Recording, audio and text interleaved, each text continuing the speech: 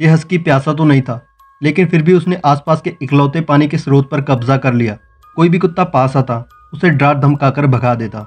Team के leader के तौर पर उसका रौब ऐसा था कि बाकी कुत्ते चाहकर भी कुछ नहीं बोल पाते थे। मगर नया गोल्डन रिट्रीवर बक ने उसकी धौंस को चुनौती दी। उसने पानी पी रहे हस्की को नज़रअंदाज करते हुए अपना पंजा बर्फ पर जोर से मारा और छलांग लगाकर दूसरी तरफ की बर्फ तोड़ दी। प्यासे कुत्ते तुरंत वहां जमा हो गए।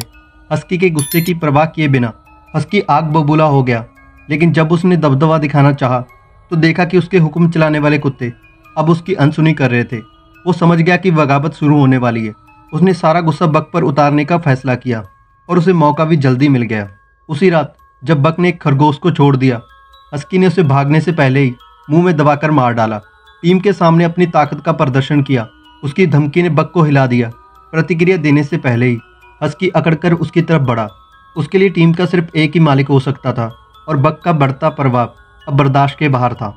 उसने लड़ने की मुद्रा बनाई और बक को घूर कर चुनौती दी। अगले ही पल झपटा मारा। बिना किसी झिझक के दोनों के बीच जंग छिड़ गई। हस्की के जबरदस्त हमलों को बक समझ नहीं पा रहा था कि ये लड़ाई क्यों हो रही है। उसने फुर्ती से हमले टाले, लेकिन हस्की ने धीरे धीरे उसकी चाल पकड़ ली और मौका पाकर उसकी गर्दन पर जोर से काट लिया। तेज दर्द से बक के अंदर छुपा खून जाग उठा, लेकिन वो क्षण भर ही टिका। हस्की ने उसकी कमजोरी का फायदा उठाकर धावा बोल दिया। बक आकार में दुगना था, मगर हस्की के अनुभव के आगे वो टिक नहीं पाया। चंद मिनटों में ही पटक दिया गया। जीत के बाद हस्की ने उसका मजाक उड़ाया और उसे कमीना कहकर बर्फ में धकेल दिया। फिर ऊंचाई से वो सारे कुत्तों को घूरता है। उसके डर से सारे कुत्ते कांपने लगे, सिवाय एक मैले कुचले कुत्ते के। उसने बक का साथ दिया, जिसने पहले की टीम की मदद की थी। वो फिर से उस जालिम लीडर के आगे झुकना नहीं चाहता था। उसकी हिम्मत ने कुत्तों की दुनिया में क्रांति ला दी। तब बक को होश आया। अब उसका गुस्सा फूट पड़ा था। वो उठा, दांत पीसते हुए एक डरावनी मूर्ति लग रहा था।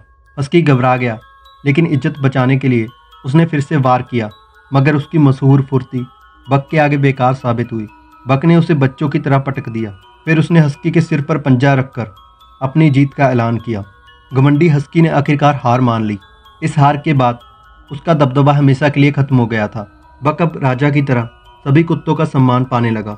हार नहीं पचाने वाला हस्की टीम छोड़कर चला गया और पीछे छोड़ गया एक अकेला साया। बक को लगा सब ठीक हो जाएगा, लेकिन उसकी अगली परीक्षा अभी शुरू होने वाली थी।